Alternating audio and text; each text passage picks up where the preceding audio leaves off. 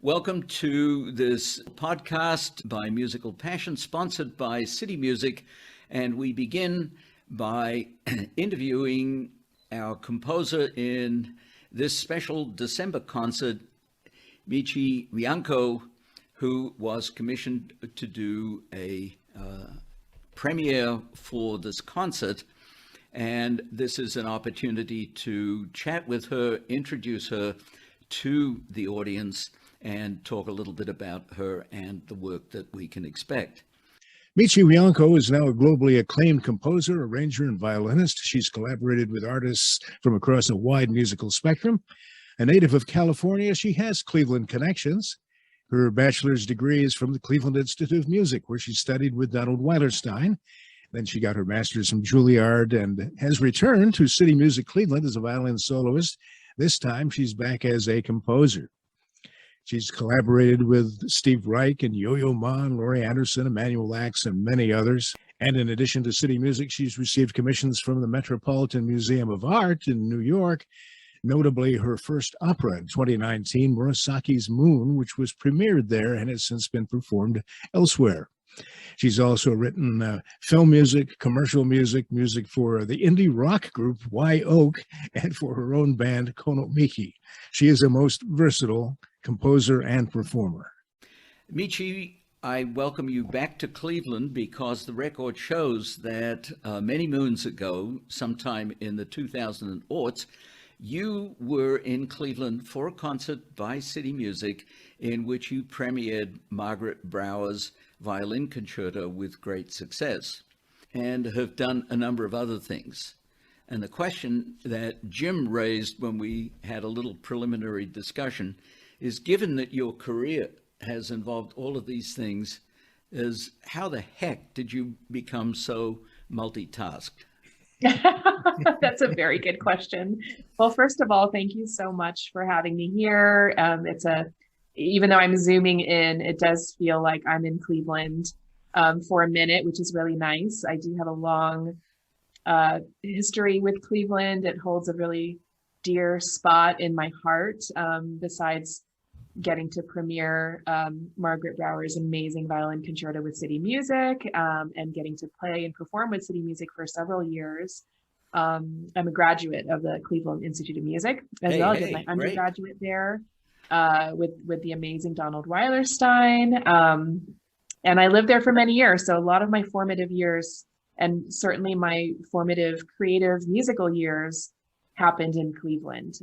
It's been a number of years since I visited, but I really love Cleveland. I still have many dear friends who live there. So hello to Cleveland. Are you coming for the premiere? I don't think I can make it. I have two young children at home.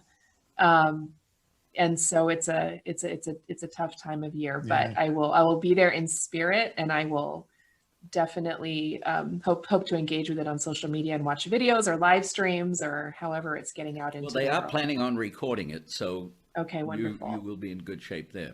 Great. But yes, I have done quite a few various things in my life. I just sort of follow my passion, and I feel really fortunate to have been able to do so many different things, from being a violin soloist to my, passionately engaging with various chamber music groups, including Echo, as you mentioned. I've co-founded that with several other friends. We all met at the Marlboro Music Festival many years ago, and when we were just young kids, and now we all have, now we're all grown and have families. Compared to Jim and me, a young kid, so don't worry about that. We provide the comparison. You've written even for a rock group, right? I've done a lot of arranging. Yep, some arranging, and what I, refer to sometimes as reimagining, for lack of a better word, taking something and arranging it, as well as adding new compositional elements to it. So I have worked across various different genres. Yeah, and movie music, and your first opera in 2019. That's right. And I noticed that's been performed not just at premiere, but a couple of venues, hasn't it? That opera, Murasaki's Moon, was performed 6 times in a row, but at the Metropolitan Museum, where there are Met Live Arts series. So that was a very exciting weekend to watch it. Commissioned by the Met. Well, of all that you've done, what's next? And maybe we should ask, how is the piece that's going to be premiered by CityMusic unique and different? Yeah, well, it was such an incredible opportunity to get to write for Baroque instruments and period instruments with harpsichord. One of the big arrangements I did several years ago that has become quite popular actually and performed regularly all around the country is a version of the La Folia variations, theme and variations. My goal with it was to have fun, and my goal with it was to create a chamber music sort of playground for a conductorless ensemble to take a very, well-known hallowed tune that everybody knows and plays, and fool around with it a bit and add some contemporary elements. And so that really started a passion for me of taking very, very old music and exploring the freshness of it, knowing that, in the Baroque times, improvisation was kind of a given. It was part of playing, it was part of music, and just being very present. And it wasn't this sort of like strict adherence to the score, the way that we often kind of see classical music now. So I wanted to bring back that element of spontaneity and improvisation. So having this opportunity to write, especially for harpsichord and for period instruments, I wanted to explore that again. So yeah, I'm not going to give any spoilers, but but I did have a lot of fun combining elements of Baroque style with modern. I'm not going to say rock music, but I'll say non-classical music. The word fusion comes to mind. You talk about combining jazz and rock or classical. I mean, you seem to be really getting into that, although you're working in different. Have you done a lot of combining? Yeah, I have. It's been less of an intentional, like, I'm going to combine these 3 genres, and more just, I'm going to write something that I feel like reflects my life experience or my personal creative experience. And since I come from a quite a multidimensional, creative world, it just, what I write naturally ends up incorporating some of the stuff I listened to growing up, which wasn't all classical music, or I have such a variety of musical tastes. So you kind of can't help as a composer to have that creep into what you write. Yeah, I think if you played a clip of my string quartet to Unpathed Waters, Undreamed Shores, that would be yes, which Jim and I had auditioned and really liked, and we've already selected a couple of movements from that, which we thought would be really interesting.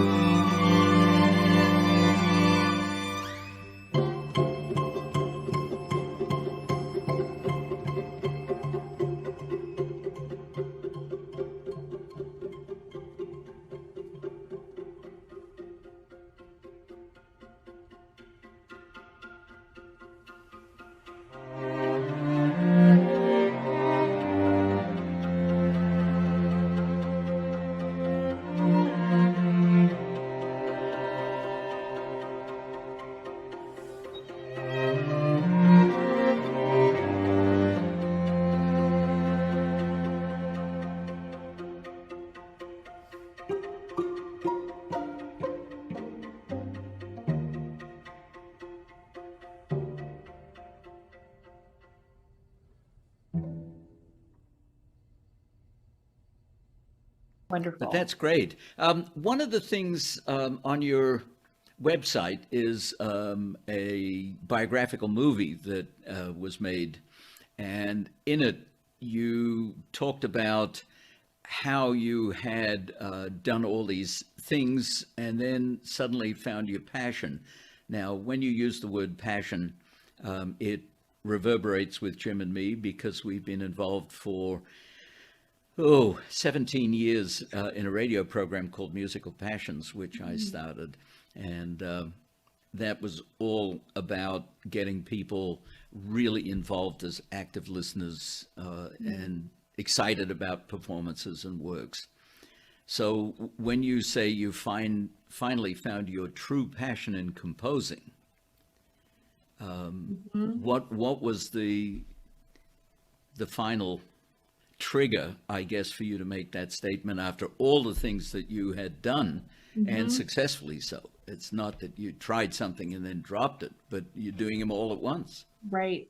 Yeah, I don't remember exactly what I was saying in that interview, but probably the more accurate thing to say would be that composing helped me hone in on the areas of my musical life that I am the most passionate about. That makes a lot of sense. Okay. Yeah. So I still am passionate about performing, even though I kind of necessarily have to do it less now if I'm going to be meeting all of my commissioning deadlines, which is an ongoing challenge. Not to mention those two little things at home. Okay. Right. Yeah. And so I think it's I've always been very passionate about improvisation, and not like I'm the world's greatest improviser by any means, but just the idea of creating something in real time that has freshness to it, that is really like watching somebody engage with the present moment. I think that's what's most exciting on stage. And I think it's also what's most exciting from an audience perspective, like just being present in the moment together. And so growing up playing mainly classical music, I always had this element of something feels missing. Like it's not quite enough for me. There's an element here that I still kind of yearn for when I play this, very old music that has been played over and over and over again throughout time. There's always the element of what did the composer intend? And that sort of works against the idea of improvisation to some extent. I mean, it's sort of two sides of the coin. Right. I mean, it's interesting to think historically and stylistically about what did the composer actually intend for this to feel and be more improvisatory? Did the composer actually intend for this to be played exactly this particular way every single time? I think that question is really still, up in the air for many, many composers. But I did find that writing music is sort of for me, was one of the ultimate ways of engaging with this, because I literally get to make it up. And so I really enjoy baking into the scores as well, this element of presentness and an element of improvisation. Sometimes it'll be written out, because I know that oftentimes classical musicians, it's like one of the greatest fears in life is being told to improvise for some people. Here's an idea of what you might want to improvise. Yeah. I would think there would be different attitudes by composers, that you'd have something in mind that, perhaps someone would improvise and go off the page. Yeah. Yeah. And as a living composer, it's certainly one of the privileges is you get to actually oftentimes work with the musicians and talk to them. And there's a lot of things that cannot actually be expressed really clearly or directly by standard, traditional Western classical notation. And that's a lot of experience I've gained working in the non-classical realm, or working with non-musicians in multidisciplinary projects, is how to communicate these things that can't necessarily be communicated through the score. One of the things, Michi, that you have an extensive opus collection is of arrangements. So clearly this notion of, in a sense, reimagining or playing with existing compositions and to some extent recomposing them is a very strong element of your musical creativity. Mm-hmm. Yeah, I would say that arrangement work fits pretty solidly into the fun category for me. Because it is doing exactly that, creating opportunities to take something quite old and to reinvent it, really, and bring sort of new life into it, which I feel like Bach and Mozart and Beethoven and Brahms, I think that there were elements to their, I just imagine what performances looked and felt like back in their time, and what the audience felt like and what the vibe, like, was the room, was it a formal setting, was it just like people from the community sitting around and being amazed by what they were hearing, and how, I always imagine that it was a much more casual and sort of celebratory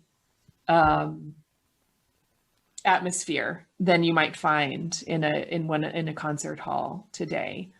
So I'm interested in kind of trying to capture the humanity of music from long ago, that I think because it's so old, we don't really think of it in those terms oftentimes. But I do feel like that's what makes performances really, really exciting. Which is a terrific place for us to end this formal part of the interview on, because the concert that you're featuring has got Baroque instruments, and it is also involving a lot of works from Hispanic composers, if I can use that general term, from historical periods. And we're recreating that today. And I totally echo your feeling of excitement and trying to imagine yourself back there in terms of what was it like when they first played this, and what would it have been like for you or for me or for Jim or for any of us to be in that audience. So, Michi, thank you so much for taking the time out. My pleasure. Doing this interview, and we really look forward to hearing just in about a few weeks this work. Well, after that wonderful chat with Michi Wiancko, we turn to our podcast with three of the musicians who will be performing at the concert on December 16th and 17th. But before we do, a quick word from our sponsors, CityMusic Cleveland, by my co-host, Jim Mehrling. Yes, this is another of our special preview podcasts, part of the 2021-2022 season of performances from CityMusic Cleveland, the Justice, Hope, Equality Chamber season. The concert series is supported by the National Endowment for the Arts, Cuyahoga Arts and Culture, Greater Cleveland Community Share, the Ohio Arts Council, area foundations, and other corporate and nonprofit organizations you are probably seeing on your screen right now. In addition to individual tax-deductible contributions from folks like you, we hope to see a few of those. Back to you now, Eric. Thanks, Jim. Okay, well, we welcome Baroque violinist Guillermo Salas-Suarez, Baroque cellist Sophie Benn, and Baroque guitarist Jeremy Bass, who is joining us from The Hague in the Netherlands. Thank you all for taking time out of your busy schedules to basically give us a preview for this next most unusual concert for CityMusic Cleveland in their lineup for this and next year. The concert is billed as From the New World and features music by mostly Spanish or Latin American composers from the Baroque era, with one classical work by the Italian-born Luigi Boccarini, whose life and career, by the way, after age 18 were completely in Spain. Now, despite Jim and my reasonably wide knowledge of music and composers, neither of us had ever heard of the composers other than Boccarini. So Guillermo, can you tell us at this point how this program focusing on these composers in this era came about and how the works were chosen? Hi, Eric and Jim. Thank you so much for having us. So last year, CityMusic started this tradition, shall I say, of featuring one of their chamber concerts on period instruments.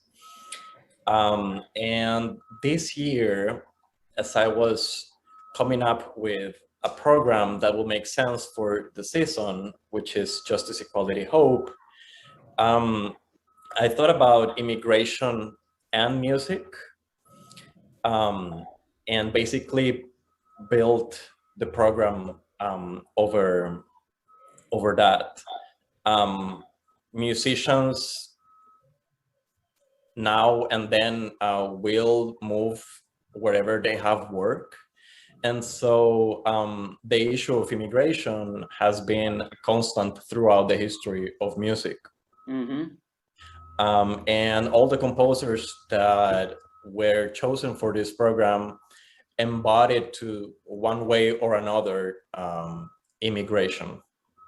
Oh, that's interesting. Okay. In what way? Where did they start from and where did they emigrate to? Right. So we have people like Francisco de Castro, who's a Spaniard, but he moves to Italy, and he composes in the style of Corelli. And then we have Boccarini, who's like the opposite of Castro because he's an Italian working in Spain, composing in the Spanish genres like the Fandango. And this is within Europe, but of course, outside of Europe through the process of colonization, all the music that's being created in Europe gets exported into the Americas, and in the Americas, it also adapts to serve the population there, and that's where the music from the Codex Martinez Compagnon from Peru comes into place in the program. The first composer listed on the program is Francisco de Castro, and you're playing one of his sonatas.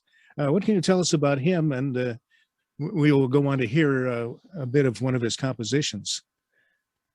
Yeah, so Francisco de Castro is an interesting composer because he's the only Spanish composer from the 17th century that composed trio sonatas, really, or at least that published them. So they're here for us. Yeah, before that, at least the Spanish composers were more, that's not to say that they didn't have instrumental music by any means, but there was a focus on guitar, keyboard, and choral music. And that's where they were really strong at. And, you know, names like Morales and Guerrero still hovered over what was valued musically in Spain.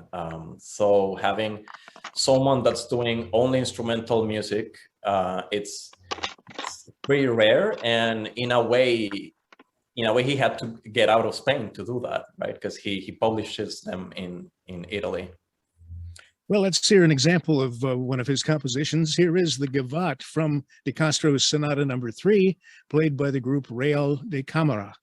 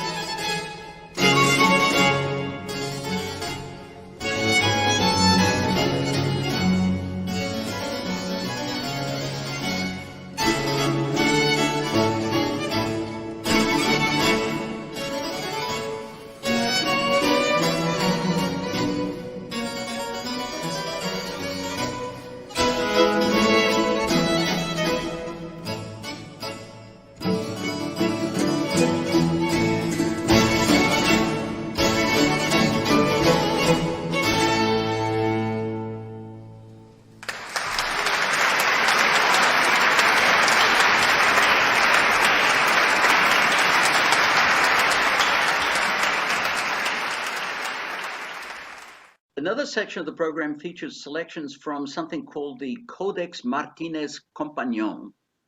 I hope I got my Spanish right on that. And again, this is new to us, so Guillermo, please enlighten. This source is incredibly interesting. So it's from around 1785, and it's a huge collection of watercolors that the Archbishop of Trujillo, Peru, from the time compiled and sent over to the Spanish king. And these watercolors depict the life and the customs of the indigenous people in this part of the colony.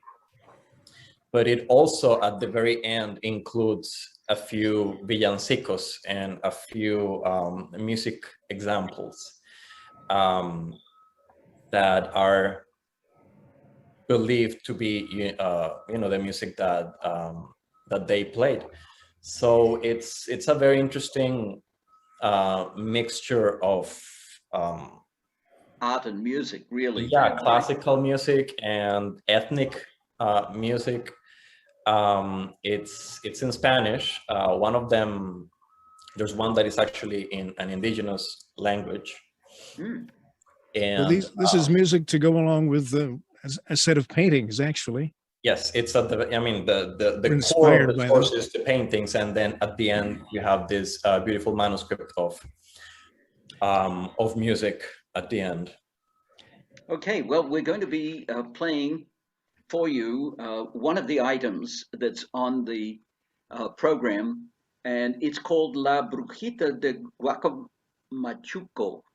Yeah, and the Brujita is a little very witch. Rusty. And Guillermo, what does that actually mean? La Brujita is a witch, right? The little witch, and Guamachuco would be a place in Trujillo. Ah, okay.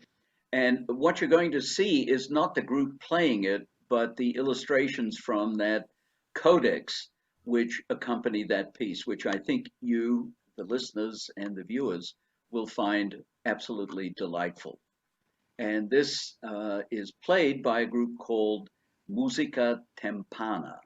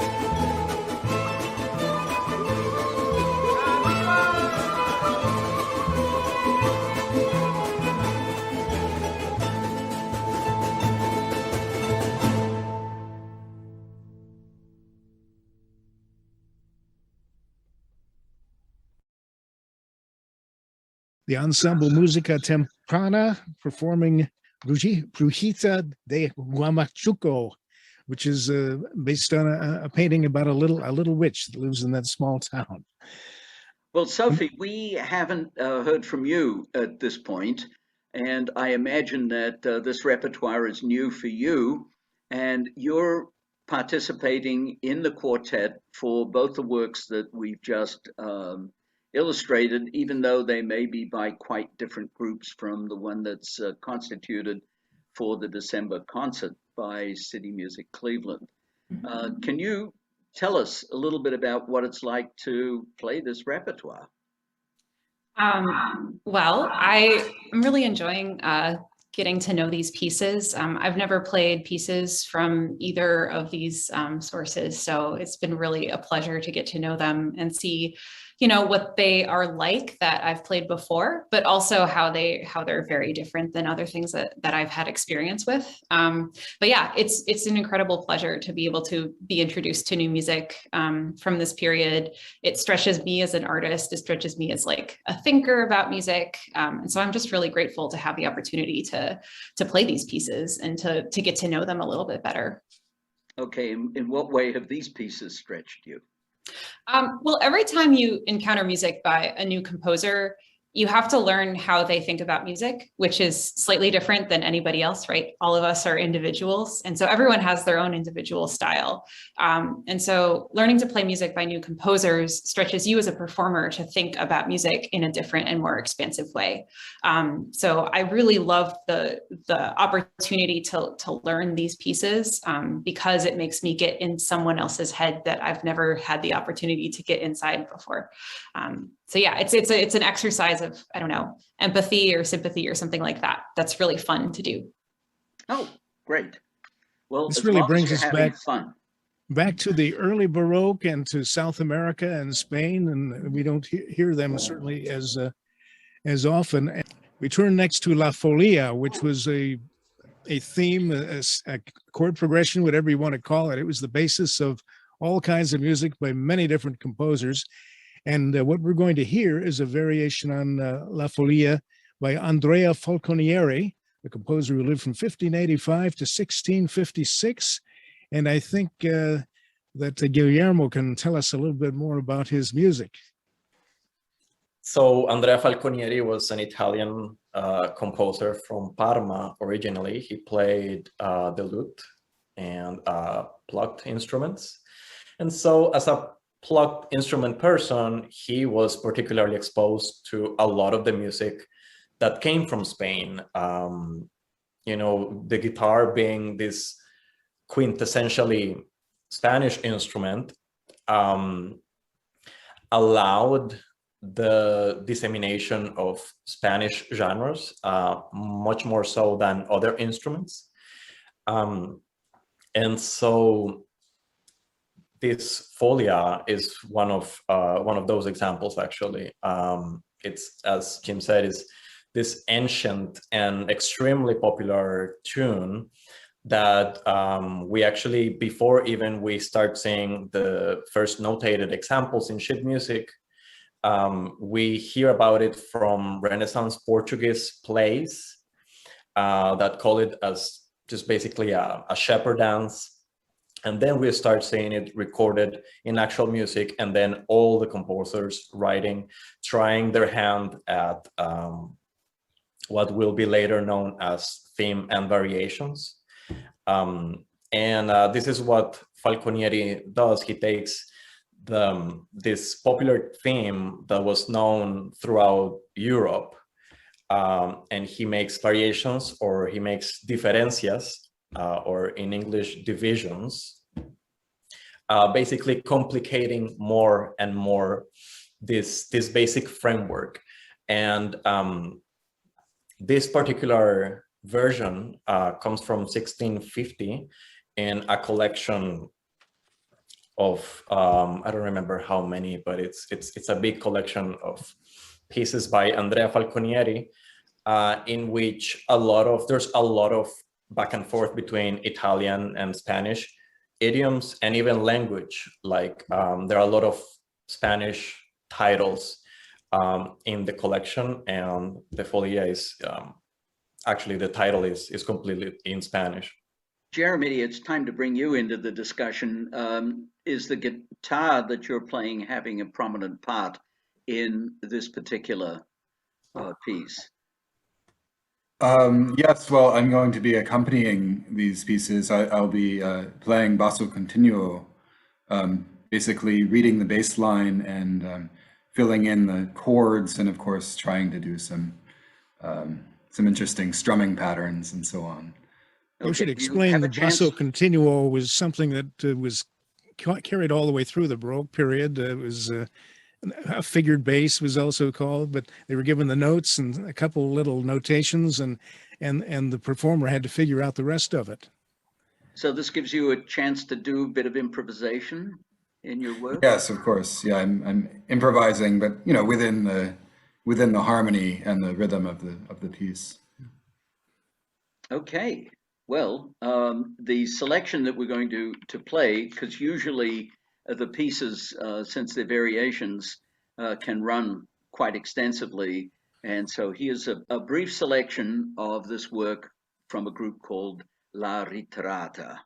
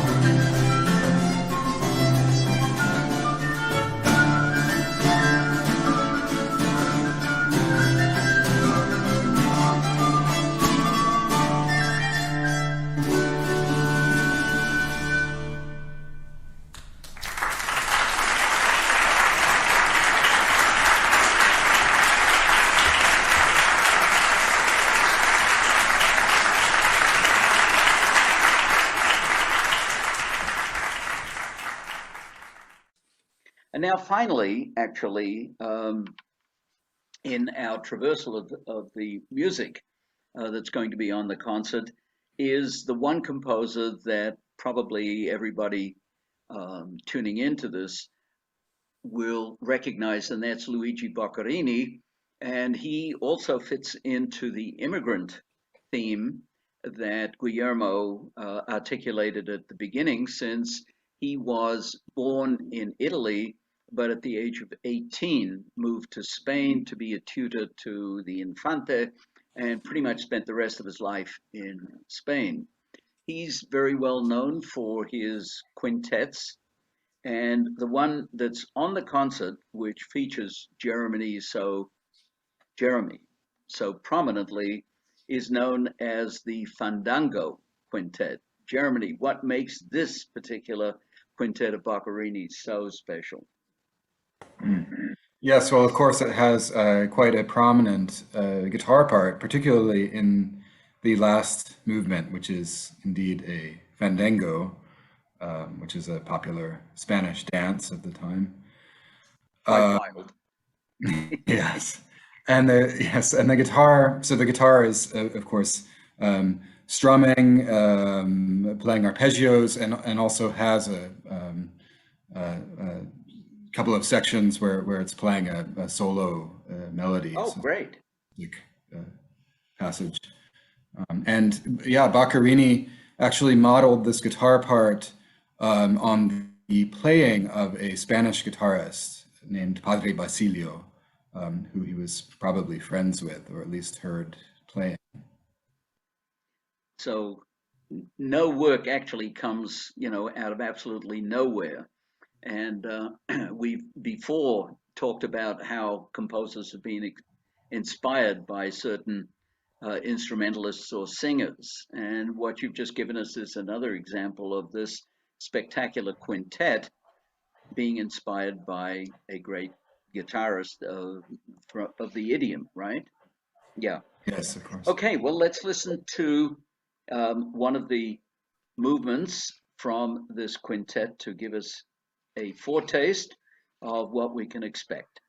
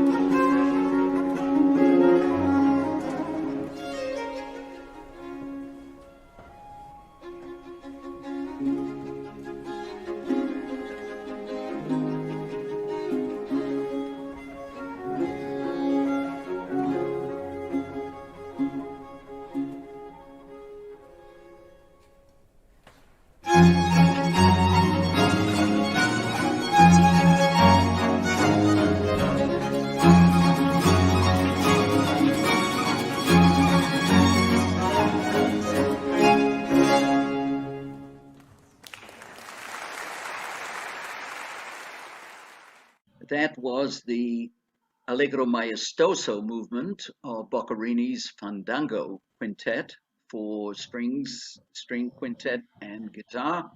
And it was played by the Bremen Baroque Orchestra. So there's quite a few more musicians in this video clip than will be taking part, obviously, at the CityMusic concert.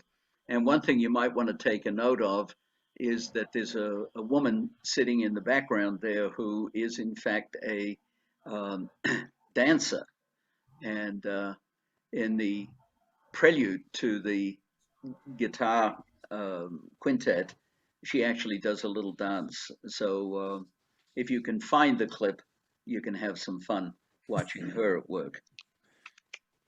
Well, dance is so much a part of the Spanish music tradition, really. Yes. The flamenco and everything else. The shoes are as important as the musicians. Okay, well, we've kind of come to the end of our traversal here of what we can do to introduce the concert, and just a few final words from Jim. And then I will thank you very much for taking the time out from your schedules. I can even see that Sophie is at work. In the background there is her blackboard, and Guillermo and Germany is coming to us from The Hague, and I am seeing that you're in an apartment with a lot of other apartments in the background there. Makes one want to go doing a little traveling these days. Jim, over to you, sir. This was certainly our program, the most spread out in terms of the geo spread from the Hague to Kentucky to Cleveland even. Detailed information about each upcoming concert is available right here at this website. During the pandemic, changes have been made prior to some concerts, so please check here in case there are updates before going to one of the concerts, which we hope you will do. This has been a concert preview produced for CityMusic Cleveland in support of the 2021-2022 season of concerts with the theme Justice, Equality, and Hope. We hope you're able to enjoy our concerts this season and invite your support. These podcasts are presented in the tradition of Eric Kisch's Musical Passions radio broadcasts, dedicated to the presentation of outstanding performances of the world's finest music. I'm Jim Mehrling, and on behalf of myself and Eric Kisch, thanks for joining us, and we'll see you soon. Bye.